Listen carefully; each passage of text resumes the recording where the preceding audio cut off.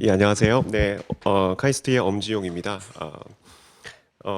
저는 사실 지금 카이스트의 기술 경영 학부의 교수로 있고요.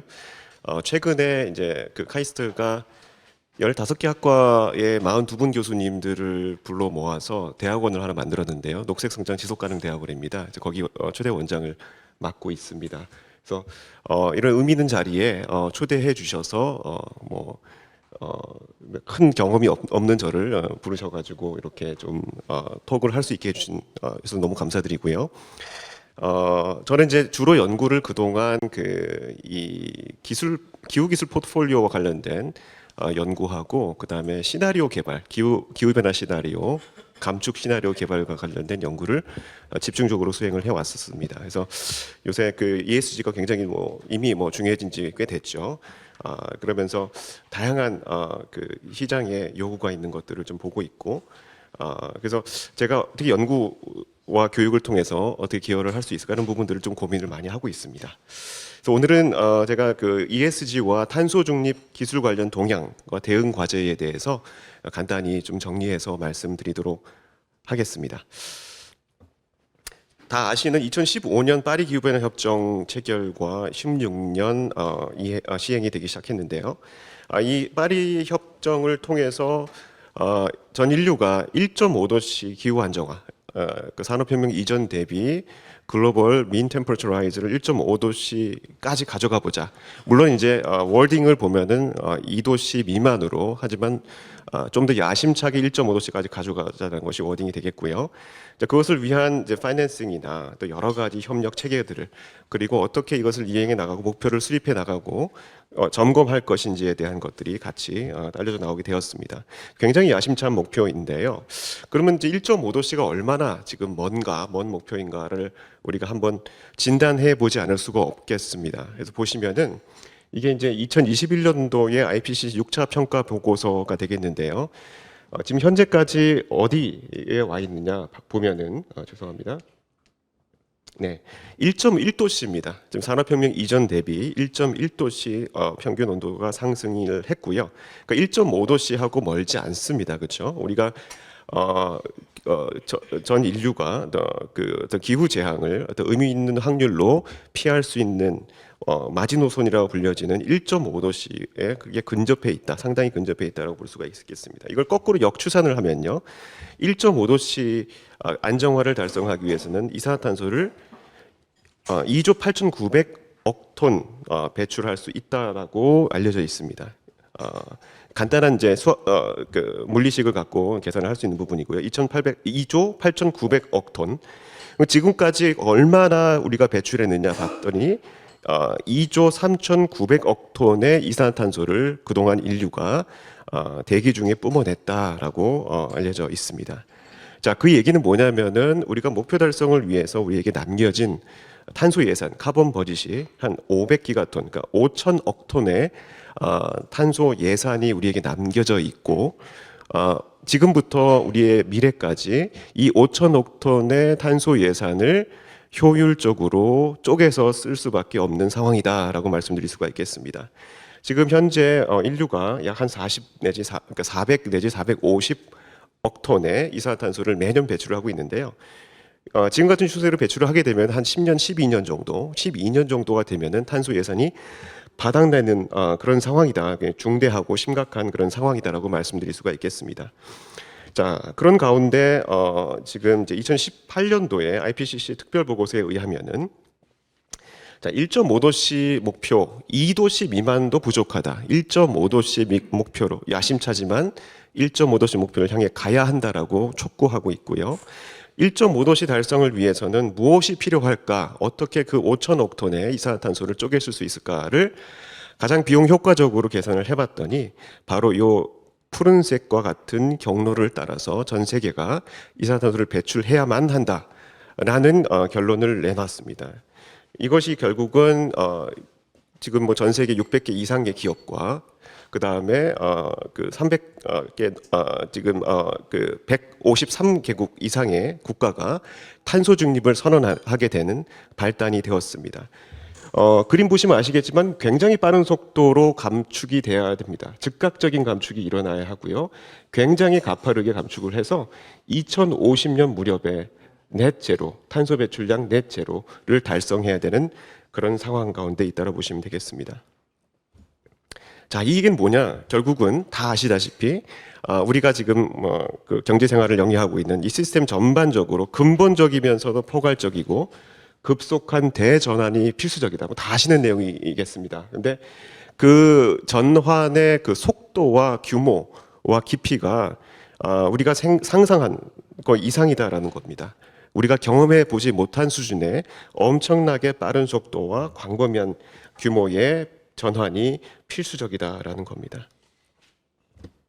자, 그래서 뭐 그런지 몰라도 지금 이 뭐 타임지에서는 Climate is everything, 기후가 전부다, 뭐 이렇게 라는 이제 표지 기사도 발표를 하면서 이 기후 변화의 과학적 증거가 더 이상 정부가 또 기업이 또 시민 사회가 좌시할 수 없을 지경으로까지 이미 축적되어서 즉각적인 액션에 나서야 한다라는 내용의 기사가 되겠고요.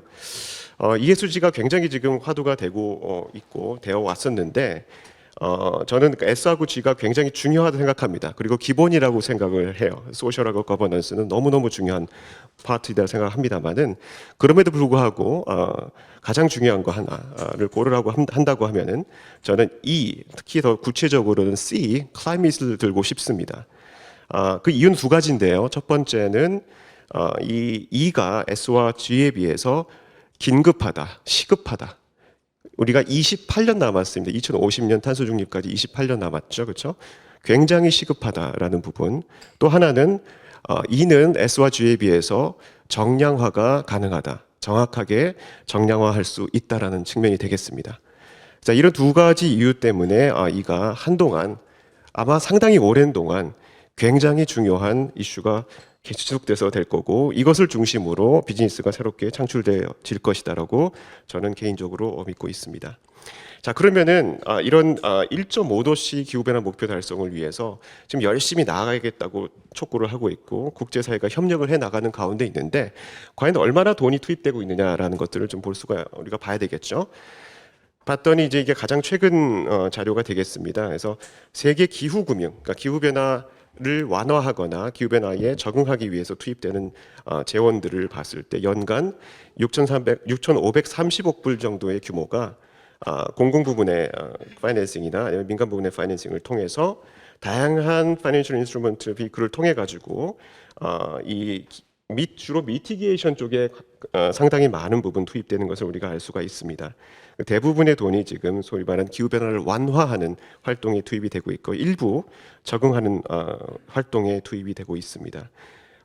그 부분을 보면은 사실은 에너지 시스템이 압도적으로 많고요. 그 다음에 수송 부분, 친환경 대중교통 뭐 등등에 투입되고 있는 것들이 있고 나머지는 뭐 건물이나 산업이나 등등에 투입되고 있는 것을 우리가 알 수 있습니다. 자, 그럼 우리가 여기서 던져야 할 질문은 과연 이 6,530억 불의 기후 금융이 충분할까라는 질문이 되겠습니다. 1.5도씨 달성을 위해서 충분할까? 자, 이 클라이밋 폴리시 이니시티브라는 기관에서 내놓은 보고서에 의하면은 지금까지 우리가 전 세계적으로 이게 되네요. 네.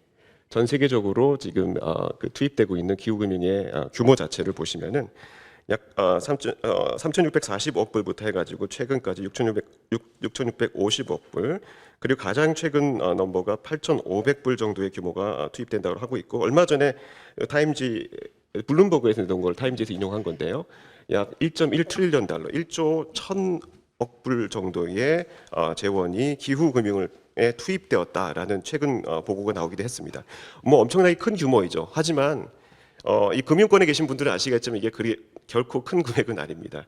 과연 얼만큼 필요할까? 1.5도씨를 달성을 위해서 얼만큼 투자가 필요할까를 볼 때 이것이 바로 이제 그 그림이 되겠는데요. 이 보고서에 의하면은 자 2030년부터 2050년까지 약 6조 3,490억 불 내지부터 해가지고 8조 9,960억 불의 엄청난 규모의 그 재원이 필요로 한다. 1.5도씨 달성을 위해서는 지금 투입되는 수준보다 훨씬 더 의미 있는 수준의 훨씬 더 큰 규모의 재원 투입이 필요하다. 단기간에 빠른 속도로 램프업을 해야만 한다라는 그 결과를 보여주고 있습니다. 근데 우리가 생각하는 수준의 재원 투입보다 훨씬 더 큰 규모의 투입이 필요하다. 우리가 진정성 있게 1.5도씨를 향해 가려고 하면은 그럴 수밖에 없다라고 이야기를 하고 있습니다. 뭐 그 이후에 이제 블룸버그도 같이 내놨는데요. 어떤 대동소이한 규모의 그런 그 재원 투입을 요구를 하고 있습니다. 자, 그러면은 이제 그러면 이것을 어떻게 우리가 이행해 나갈 것인가라는 부분이 되겠습니다. 뭐 여러 가지 우리가 그 기후 기명을 생각해 볼 수 있을 텐데요. 특별히 저는 여기서 오늘 이 기후 기술, 탄소 중립을 위해 필요한 기후 기술에 대한 투자에 대해서 좀 말씀을 드리고 싶습니다. 탄소 중립을 위한 기후 기술이라고 하면은 기후 변화를 완화하는데 필요한 그러한 기후 기술을 뜻하는 거가 되겠고요. 크게 세 가지 기술 타입을 우리가 생각해 볼 수가 있습니다. 첫 번째는 우리가 흔히 얘기하는 탄소 저감 기술입니다. 이산화탄소를 어떻게 저감할 수 있을 것인가와 관련된 기업 및 공급망에서 배출되는 온실가스를 감축하는 다양한 기술 내지 기술 시스템이 되겠고요. 저탄소 또 무탄소 기술 대체 내지는 연료 대체, 그다음에 효율을 향상하는 것, 또한 유연성 자원, 전력망 같은 경우 유연성 자원이 신재생 에너지가 급속히 보급되면서 그것을 도와줄 수 있는 유연성 자원이 필요하겠고요. 그다음에 소비자 행태 변화를 유인하는 다양한 형태의 기술들도 우리가 생각해 볼 수가 있겠습니다. 특별히 이 탄소를 저감하는 기술과 관련해서 한 5가지 정도를 우리가 생각해 볼 수가 있을 것 같습니다. 그래서 맥킨지에서 내놓은 것들을 조금 더 이제 어댑트해 가지고 좀 보여드리고 있는데요. 요약하면은 칩이라고 볼 수 있습니다. 칩, CHEAP에서 C는 CCUS, H는 하이드로젠, 수소 경제, 그다음에 E는 electrification, 전기화, 그다음에 A는 에그텍이 되겠고요. 그다음에 P는 파워 그리드가 되겠습니다. 자, 이 5가지가 굉장히 어떻게 보면 탄소를 저감하는 데 있어 가장 대표적인 기술 투자 분야가 될 거고요. 앞으로 그 중요성이 점차 증대될 거다라고 볼 수가 있겠고요. 여기서 눈여겨 보셔야 할 부분들은 이 전력망의 혁신, 그러니까 전력 섹터의 탈탄소화하고 그다음에 그 전기가 최종 수요 부분에 더 많이 확대돼서 쓰일 수 있게 하는 전기화와 관련된 기술이 굉장히 중요해지고 그 시장 규모가 급속하게 증가할 것이다라는 것을 우리가 알 수가 있습니다. 그리고 그동안 우리가 크게 관심을 갖지 않았던 에그텍, 농업 부분의 투자도 굉장히 중요할 거고 지금 정부가 관심을 많이 갖고 있는 CCUS와 관련된 다양한 기술들, 그리고 앞으로 우리나라 에너지의 기축 에너지원이 되게 될 수소와 관련된 수소 경제 기술도 굉장히 각광을 받을 것으로 보여지고 있고요. 두 번째는 이 우리가 저감을 하지만 저감을 해도 결국은 넷제로 달성하지 못하게 되거든요. 자, 그러면 어떻게 그 남은 잔존 배출량을 제거할 수 있을 것인가? 바로 이 CDR, 카본 다이옥사이드 리무버, 그러니까 탄소를 제거하는 기술을 통해서 할 수가 있습니다. 크게 2가지로 나눌 수가 있는데요. 첫 번째는 자연을 기반으로 해서 탄소를 제거하는, 그러니까 조림이나 토양의 탄소를 격리하는 등의 다양한 활동을 통해서 탄소를 제거하는 것이 있겠고, 두 번째는 기계적으로, 기술적으로 탄소를 제거하는 다이렉트 에어 캡처, 공기 중에 직접 탄소 포집을 하는 기술, 그 다음에 바이오 에너지를 활용하고 그것을 다시 캡처해서 스토리지하는 BECCS 기술들도 우리가 생각을 해볼 수가 있겠습니다. 옵션은 굉장히 많고요. 사실은 이 CDR 기술들이 요새 또 VCM, 자발적 탄소 감축 메커니즘과 연계해서 굉장히 지금 각광을 받고 있는 것을 우리가 볼 수가 있겠습니다. 시간 관계상 빨리 넘어가도록 하겠습니다. 세 번째는 아마 많은 분들이 크게 얘기를 많이 하지 않는 부분이라 수가 있을 텐데, 저는 굉장히 중요하다고 생각하는 것이 바로 세 번째 탄소 회계 기술이 되겠습니다. 카본 어카운팅 텍이 되겠고요.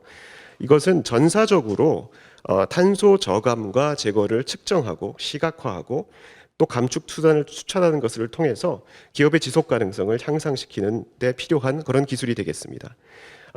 구체적으로는 공급망의 사회적 또 환경적 임팩트를 정량화하고 그 리스크를 식별해서 ESG 공시에 대응할 수 있게 해주는 어떤 보조적인 하지만 기반적인 기술이 되겠고요. 더 나아가서는 카본 크레딧을 평가하고 인증하고 품질을 보증하고 거래 시장 플랫폼을 구축하는 데 기여하는 그런 형태의 다양한 기술 시스템이 되겠습니다. 다 잘 아시는 스콥 1, 2, 3 에미션, 뭐 이게 이제 결국은 기업 공시에 있어서 환경 기후와 관련된 부분은 굉장히 중요한 이슈가 되고 있는데요. 아마도 탄소 중립 시대의 기반 기술이 무엇이냐라고 하면은 아마 탄소 회계 솔루션이 아닐까 그렇게 생각을 하고 있습니다. 이거 관련해서 많은 사실 기업들이 어려움을 좀 겪고 있고요. 최근에 이제 과연 그 지속 가능성 제고를 위해서 기업이 어떤 노력을 가장 먼저 수행을 하고 있느냐라는 것들을 설문했을 때 대부분의 기업들이 절반 이상 정도가 디지털 기반한 IT 기술을 통해 가지고 서스테이너빌리티 챌린지에 대응을 하고 있다라고 답을 한 사례가 있습니다. 그럼에도 불구하고 스콥 3 그렇죠. 이 공급망 배출, 업스트림, 다운스트림 공급망 배출의 측정에 대해서는 대부분의 섹터에서 아직까지 그 고도화된 솔루션을 내놓지 못하는 대응을 하지 못하고 있는 상황으로 파악이 되고 있습니다. 이런 상황 가운데서 몇 개 기업들이 지금 현재 사실 상당히 많은 기업들이 지금 이 시장에 진출을 하고 있고요. 세일스포스와 같은 CRM 기업들도 뛰어들어서 기업의 공급망 탄소 회계 솔루션을 내놓고 있고요. 우리나라에서도 스타트업 엔츠라는 스타트업이 이 분야에 뛰어들어서 뭐 최근도 투자도 받고 좀 잘 해 나가고 있습니다. 인공지능 기반으로 해가지고 다양한 업스트림, 다운스트림 활동에 수반되는 온실가스 배출량을 산정하고 예측해주는 그러한 솔루션을 내놓고 있습니다. 아마도 이런 것들이 계속해서 각광을 받지 않을까 그렇게 생각을 하고 있습니다. 맺은 말 말씀드리도록 하겠습니다. 정부에 대해서 또한 민간에 대해서 기업에 대해서 어떤 시사점이 있는가라고 볼 수가 있을 텐데요. 기후 기술을 기반으로 해서 저는 기후 기술이 결국은 탄소 중립을 이해하는 데 굉장히 중요한 역할을 해야 된다라고 생각을 합니다. 우리가 그냥 탄소를 감축한다라고 하면은 크게 중요하지 않을 수도 있어요. 근데 우리가 탄소 중립까지 간다는 것은 이거 엄청난 노력과 스피드를 필요로 하는 거거든요. 그래서 이것을 이행하는 데 필요 조건은 크게 네 가지를 우리가 들 수가 있는데 첫 번째는 기술과 정책과 금융의 삼각축이다라고 얘기를 합니다. 그러니까 수요가 결국은 수요가 있어야 되는데 수요는 뭐냐면은 정부의 일관성 있는 탄소 가격 정책이 되겠습니다. 뭐 탄소 배출권 거래 제도나 아니면 다양한 형태로 탄소 배출에 비용을 부과하는 정책, 일관성 있는 정책이 향후 기후 기술 투자 수요를 강하게 견인을 해 나가게 될 것으로 생각을 하고요. 두 번째는 그러면 이러한 그 시장이 열릴 때 민간 주도의 기후 기술을 통해서 기후 기술 개발을 통해서 정책의 실현 가능성과 산업 경쟁력을 함께 제고해 나가야 할 필요성이 있겠습니다. 그리고 이러한 수요와 공급의 시장 활동을 민간과 정부의 금융 혁신을 통해서 이런 재원 조달을 가속화하고 리스크를 저감하고 공유하는 것들이 되게 중요하겠다. 그래서 뭐 우리가 네 박자 뽕짝이란 말이 있는데 이 탄소 중립을 위해서는 세 박자 왈츠가 필요하다. 기술과 정책과 금융이다라고 말씀드리고 싶습니다. 자, 두 번째는 자, 탄소 중립을 우리가 얘기를 하고 있는데 탄소 중립보다 더 중요한 게 무엇이냐 저는 말씀드린다고 하면은 기술 중립성이다, 테크놀로지 뉴트럴리티다라고 말씀드릴 수가 있겠습니다. 자, 지금은 우리가 비즈니스 애즈 유주얼 경제성을 따질 때가 아니거든요. 사실은 탄소 중립에 준하는 정책 환경, 탄소 가격이 형성되고 앞으로 더 많이 형성되어 갈 텐데 이 탄소 중립 시대의 경제성을 기반으로 해서 민간이 기술을 선택할 수 있도록 정부가 장을 마련을 해줘야 된다고 생각합니다. 특정 기술 수단을 제한하거나 강화하면은 오히려 정책의 실현 가능성을 저해할 수 있다라는 생각이고요. 그리고 더 나아가서 기후 기술은 포트폴리오적으로 접근해야 한다. 어떤 하나의 기술이 모든 문제를 해결할 수 절대 없다라는 거고요. 섹터마다 부분마다 그 문제를 해결할 수 있는 기술들은 다양할 수밖에 없다. 섹터가 처한 환경이 다양하고요. 제공하는 서비스가 다양하고요. 시장 다양하기 때문에 소위 말하는 실버 블렛이 없다라고 말씀을 드릴 수가 있겠습니다.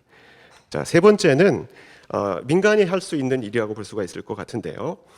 주요 기업과 정부가 적극적으로 초기 기술 수요를 창출하는 데 노력해야 된다라는 부분이 되겠습니다. 그래서 스케일이 어느 정도 있는 기업들 같은 경우에는 사전 구매 약정 제도를 통해 가지고 기술 도입과 또 금융 조달 리스크를 완화할 수가 있겠고요. 이렇게 이 주요 사전 구매 약정을 통해서 수요가 창출이 되면은 규모의 경제를 통해 가지고 이 솔루션을 많은 다른 기업들이 솔루션을 적기 확보하는데 도움을 줄 수가 있습니다. 마찬가지로 정부도 녹색 공공재단을 통해 가지고 산업 전반에 탄소 중립을 가속화하는 역할을 해 나갈 수가 있게 되겠다고 말씀드릴 수가 있겠습니다. 자, 마지막으로는 과연 이 모든 일을 누가 할 것이냐라는 부분이 되겠는데요.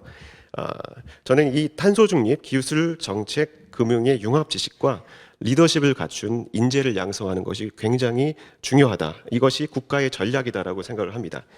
기후 기술의 기회와 또 고객의 수요, 정책 환경 변화와 금융 혁신에 대한 통섭적인 이해를 갖춘 인재를 양성하는 것이 필수적이고 더 빠르게 더 급속하게 가야 할수록 더욱 그렇다고 생각합니다.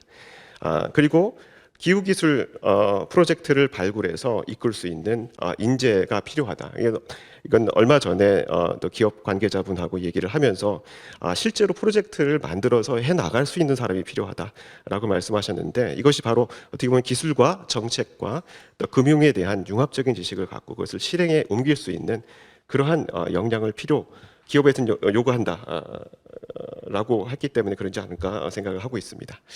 자, 그래서 마지막 슬라이드가 되겠습니다. 그래서 최근에 제가 아까 말씀드렸지만 올 3월에 카이스트에서는 녹색성장 지속가능 대학원이라는 대학원을 만들어서 14개 학과의 42분의 교수님이 함께 들어와서 문제 해결 중심의 교육과 연구를 진행을 해 나가고 있습니다. 크게 4대 중점 분야를 두고 있고요. 첫 번째는 탄소 중립 이행 평가라는 분야, 그리고 어떻게 평가할 수 있을 것인가, 탄소 중립 기술 시스템, 녹색 에너지 시스템, 자원순환 기술 시스템, 이 4가지 중점 분야를 중심으로 정책과 금융과 과학기술을 연계하는 융합하는 다양한 형태의 연구와 교육을 이미 시작을 해서 추진을 해 나가고 있습니다. 그래서 많은 관심을 좀 부탁드리고, 또 이 교육을 통해서 탄소 중립 시대에 필요한 인재를 양성하기 위해서 최선을 다하겠다는 말씀을 이 자리를 빌어 드리도록 하겠습니다. 네, 이상입니다. 감사합니다.